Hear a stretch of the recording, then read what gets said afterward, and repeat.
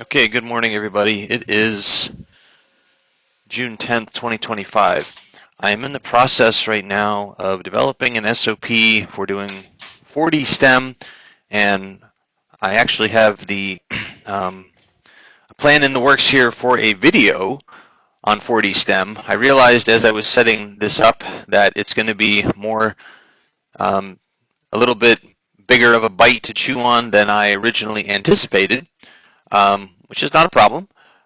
I'm going to do it because I think there's been a lot of requests for a 4D STEM video, so it definitely needs to be done. But what I was getting at is what I realized along the way is that I need to do a separate video talking about how to do STEM alignment in microprobe mode. Okay, I've actually covered this in separate videos, but I haven't done a dedicated video on it, and really it needs a dedicated video because of the the heavy use that we typically use microprobe STEM for when we're doing 4D STEM. Although strictly speaking, that's not true. You can do STEM in nanoprobe mode as well, but a lot of the time we are using microprobe. So we're going to go over today how to do that, specifically how to do the alignment when you're in microprobe STEM mode. Okay, and of course we're assuming that we're on a 3 condenser system here. Okay, excuse me while I grab a drink. All right. So let's open up the column valves here. So as I've stated before, your C2 aperture centering translates very well between the modes. Okay, so once you have this aligned in TEM mode, it will work fine in microprobe STEM, nanoprobe STEM, whatever. It's generally easier to do this in TEM mode, though. So as far as if we know we're going into microprobe STEM, which of these apertures do we want to use? Okay, so when we're in microprobe STEM, I'm going to move over this off the sample here so we just don't fry it. So when we're in microprobe STEM, we have small values of semi-angle of convergence, and so we're in a regime where our resolution is entirely diffraction limited. So what that means is that as we increase our value of alpha, our probe is going to get smaller. So that's a good thing, right? The disadvantage is that we lose what's called depth of field. The other issue too is that as we make the semi-angle of convergence bigger, we get more overlap potentially of spots in the DP. So depending on what we're doing, if we're doing 4D STEM and we want to separate the spots in the diffraction pattern really well, which is something that typically we want to do for a lot of 4D STEM applications, then we need a small value of alpha. And to obtain that, we need to use a small C2 aperture here, okay? We do have, because this is a 3 condenser system, we can also modify. There is a range for alpha, but to obtain the smallest alpha, we need to use the smallest C2 aperture here, okay? And so you will see an effect of this in terms of the resolution, right? The resolution with the smallest in microprobe STEM will be, with the smallest C2 aperture, will not be as good as if we were using a larger C2 aperture, okay? So anyways, I'm just going to leave it on the 70 now, because I think this is going to just be a little easier to demonstrate. So I'm going to start by aligning my mono. So now, right, we're in TEM. We usually put the mono at -40 here, and if we're going into microprobe STEM, this is what we want to do too, because our mini condenser is going to be in the same configuration as if we're in normal TEM mode. Okay, so we'll go ahead and just verify that this is centered here. It's not too badly off. I haven't touched this since yesterday.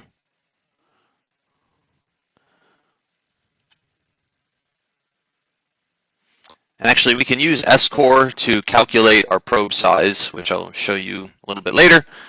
And then we'll find the beam settings tab, turn off C3, and we will align our C2 aperture. Click beam shift here. to adjust this. Okay, we'll stigmate this. It does remember different stigmator settings depending on if you're in 2 condenser or 3 condenser mode, which is nice. All right, so that's pretty good still. All right, I'll make a little bit of a tweak here.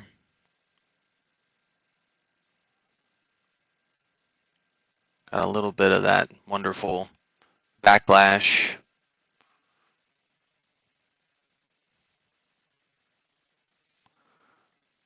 Okay, that looks good. And then we'll switch back to 3 condenser mode. Because if you don't have this in 3 condenser mode, when we switch into STEM, it's going to put it in 2 condenser mode. So we want to just leave it this way. And we'll adjust the beam shift here. Okay, and then let me see. I want the sample not quite under, right about there is fine. So as far as the sample height, it's basically going to be the same height as if we were doing normal TEM imaging, again, because our condenser, our mini condenser, and our objective lens are the same when we're in microprobe as in normal TEM.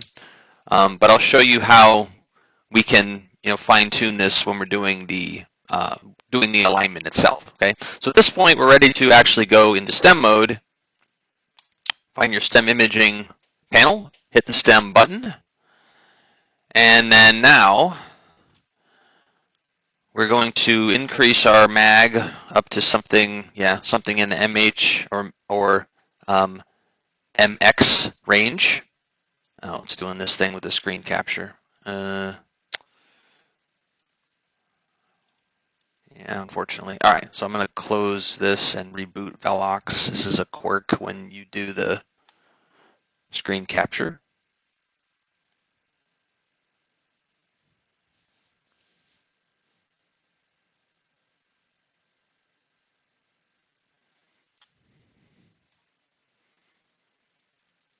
Okay, and actually, before I do this, I'm going to actually switch into microprobe. So find beam tune, click free control, and then under mini condenser, click microprobe radio button.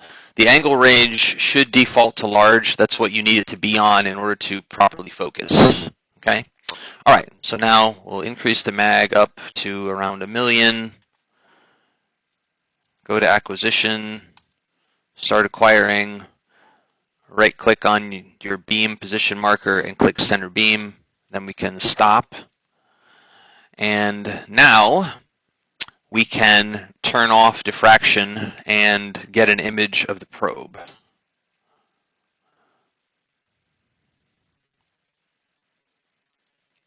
All right, so now we probably still have, yes, let's pull out the HADF detector, and then we can decrease the mag until we can see something. There it is. Okay. So now, because we're in microprobe mode, we can do all our adjustments from direct alignments. We don't have to mess with S-core at all, which is very helpful. We do also have the ability to modify the default alpha value. So now, one thing I want to point out, I've mentioned this before, this number is not accurate in microprobe mode, okay? What I found is that this is about half of the actual value. Unfortunately, there's no calibration for this like there is in nanoprobe. So you can calibrate the alpha value in nanoprobe and it will be accurate to about 1%, but there is no way to do this that I know of in microprobe STEM. So you actually have to measure your alpha value, and what I find is it's about twice whatever this number is, okay? But again, you can adjust this right here by clicking multifunction or the checkbox here, and then use your multifunction knob to adjust this. You want to adjust this now before we do any further tweaks because this will affect the rest of your alignment. You'll notice that the minimum value here, this is dictated by your C2 aperture. So if we switch to the 50, this is going to change the limits here.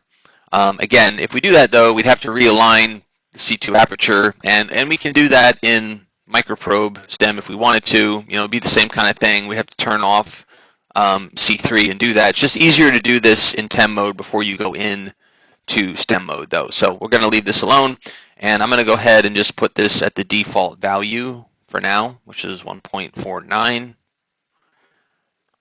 and we can proceed with the alignment. So, and then if we want to change the spot size, so, you know, as we go lower in spot number, we're going to get more current. Our probe's going to get bigger. So this would be useful if we're doing like, you know, coarse scale STEM EDS mapping, or even STEM eels, right? You can do STEM eels in microprobe as well.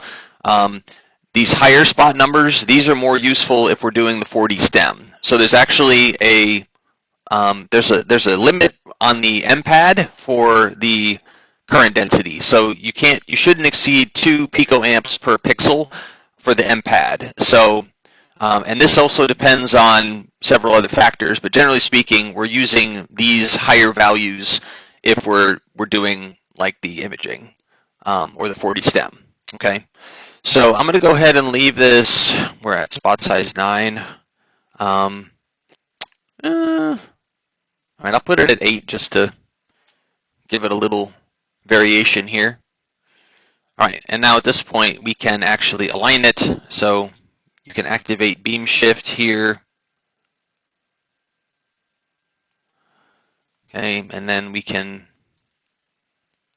mag up here. Okay, so now your focus knob controls C3 here, okay, as you can see. Okay, so we can start by just coarsely correcting the probe shape with the condenser stigmators.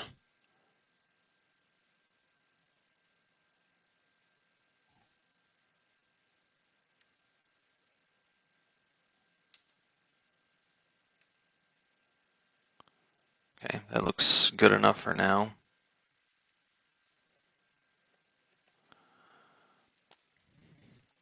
Okay, and what we need to do basically is we need to do the condenser center, then the pivot points, then intensity list focus / stigmator, okay? So we'll start by doing the condenser center probe, and this actually is usually easier to do with the mag a little bit lower. Yep, right about here.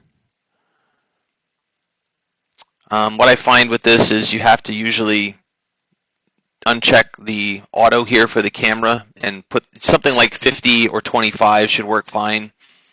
You can change the limits of the expansion contraction by using the focus ring, right, which I'm doing right now, or the intensity knob. So is the intensity knob doing anything? Nope. Okay, I guess not. So it's just the focus ring here. So yes, if you increase the step size with the focus ring, then you're increasing the limits of the expansion contraction. Okay, so what we're trying to do here is we want now this is not off by a whole lot here, but we're trying to minimize the swing of the beam. So if we throw this off here so you can kind of see, right, see that's worse, okay? So we're trying to get this. So this is sensitive to spot size, this is sensitive to alpha. So that's why you want to set alpha and the spot size first before you mess with this, because if you change them afterwards, that's going to throw everything else off. Okay, that looks right. So that's basically perfect or pretty good right there. That looks pretty good right there. Obviously, you can drive yourself crazy here. All right, that's probably a little bit off. I'm adjusting the Y knob now. Okay, that looks good right there. Okay, all right. So we're going to mag back up here. Switch back to auto or to natural here. And the next thing is the pivot points. So if our probe is not focused, we can go ahead and focus it here, and then we're going to do beam tilt PPX. And so depending on your value of alpha, you're going to see larger wings or not. So the larger your alpha value, the more of the wing you're going to see. If your alpha value is really small, like right now, the alpha value is about twice this, so it's about 3 millirad. If we went to 1 millirad, we wouldn't really be seeing much of a wing at all, okay? But basically, you're trying to get the tips of the wings to touch here, right about there, and right about there. Okay, and we'll do beam shift again.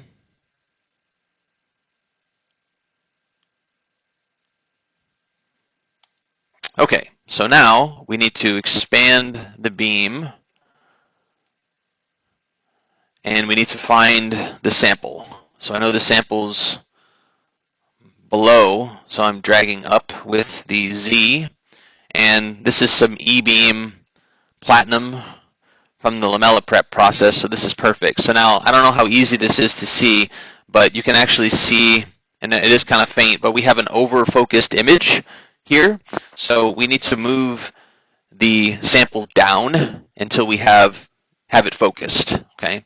So I'm going down with the stage. All right, so right about there is pretty good. So once we have the sample at the proper height, then once we focus the probe with intensity-less focus, we should be at the right height or very close to it when we go to the actual STEM image, okay? All right, so now we can leave the mag here as is, but we can now do the rotation center. So if the value of alpha was bigger, we could do the intensity version because we could see like the spot surrounded by the halo. The problem is that our alpha value is very small. So what I find is that doing the intensity version in this case is just, it's not very effective to do. So the best thing to do here is just, even though we don't focus with the objective here, the best thing to do is to use this one and just minimize the shifting of the image here.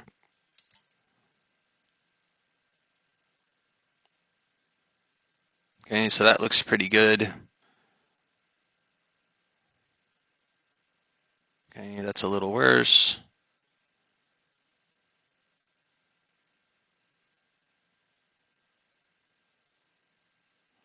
Okay, and that looks good right there. Okay, so just so you know, I'm not making this up here. Mag up here, that's the highest we can go. So you can see when I go all the way to, I can switch to HDR mode, turn off the screen marks. Yeah, so you can see the halo, but the problem with this is if I do rotation center intensity, right, watch what happens when I adjust the rotation center. See, the halo isn't moving around the spot. Okay, again, that's because we have a very small value of alpha, so that's why this approach is not effective really here in microprobe mode. Okay, so now I actually messed this up. So I'm going to go ahead, let me mag back down here, switch to natural. So I'm going to fix this now. Okay, so I didn't mess it up too badly apparently.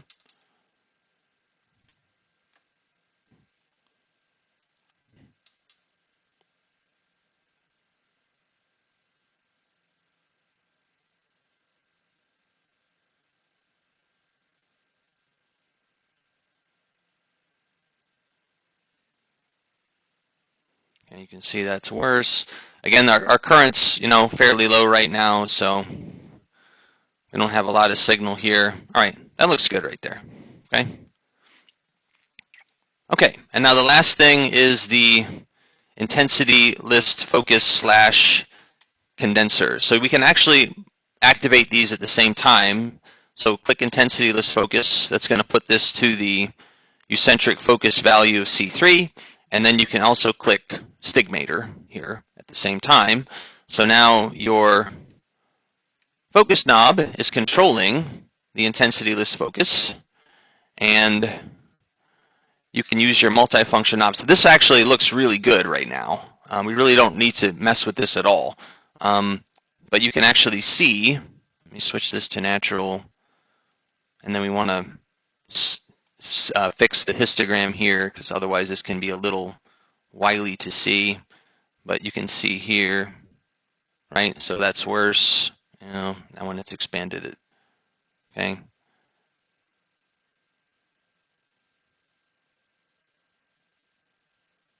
I can switch to high-res mode here, make this a little, there we go. Okay, you should see the same shape on either side of crossover. I mean, this is basically perfect right here. You're not seeing any change in the shape. So once we have it right there, we're good to go.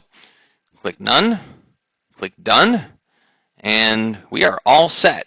Okay, now we may have to make a final tweak using the actual image to the condenser stigmator, but we should be really close in the ballpark. Just looking at the underlying STEM image, it looked like it was stigmated well as far as like the objective astigmatism, so we should be really close. All right, so with that, we can turn diffraction on. Turn on our screen markings for the HADF, and we can do diffraction alignment here to center the direct disk. And then with that, we can go to Velox and we can start imaging.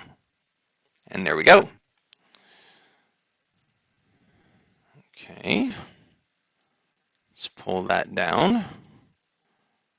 Okay, so now your resolution in microprobe mode is not going to be great. Okay, now in fact, we can measure this here. So our current is 100 picoamps nominally, and as I said, our value of alpha is about 3. So if we come over here to S-core, click Measurement Options, Probe Semi-Angle, Aperture 3, Probe State, Current 100 picoamps, and then Update. So it's telling us our probe size is about, let's see. Auto update, update, close. Is it not updating? Let's see, 1,000. Okay, it is updating. Okay, so it's telling us that we're just under a nanometer here as far as the probe diameter is concerned. Okay, so if we went to 50, yeah, it should go a little bit less. I mean, this is not large enough by any means to do atomic resolution, right? You need something much smaller than this, okay? But you can see that we're definitely, we're definitely around a nanometer, okay? So that's why we can resolve the grains in the platinum, right? These are about like 2-3 nanometers, so that's, real easy to do. So the last thing we can do here, again, because we tweaked the height, we shouldn't really need to adjust the height of the sample because we did that with diffraction off. So if we turn on reduced area here, we can just go back and forth with the focus and just see, okay, so a little bit off here, not a whole lot. We only had to do a few tens of nanometers of defocus. But yeah, so we can see if there's any more astigmatism. And it looks like as we go back and forth through focus, there isn't any, so that means that we really don't have to mess with our condenser stigmator anymore. If we were seeing some, we could adjust this directly. If you have something like these platinum grains, these work perfectly for doing this. Okay, so with that, we are ready to collect an image. So from here, it's no different to how you normally image in regular mode. We can move over here. This is a thin film of zinc oxide on a sapphire substrate. We can align this here.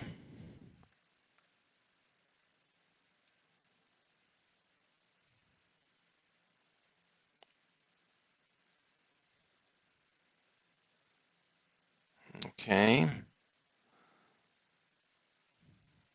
All right, we'll take this image. Let me adjust the gain on the detector down a little bit. And there we go. All right, so let me just do, I'll just do the shorter single pass here. And then I'll show you how to directly measure the value of alpha.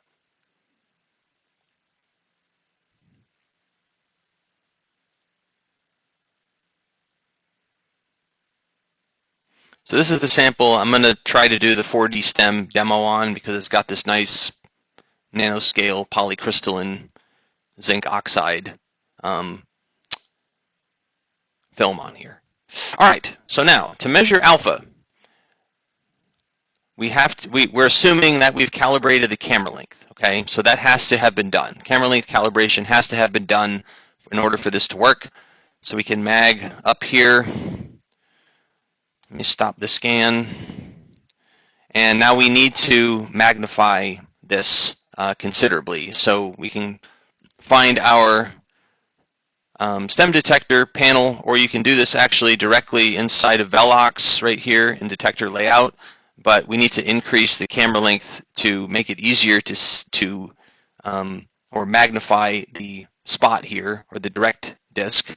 So I'm going to go, let's do 580 and see how that looks. It's going to run normalization.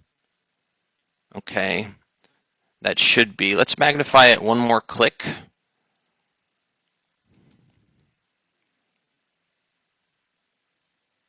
Okay, that should be good. So then we find the direct alignments, center the direct disk, and then go back to acquisition, detectors, pull down SATA, and now we have an option to use the SATA camera here. So right here it's going to do full frame 1024 by 1024 for the view mode. And so we'll go ahead and start that. I'm going to put this down to the smallest value just to be safe.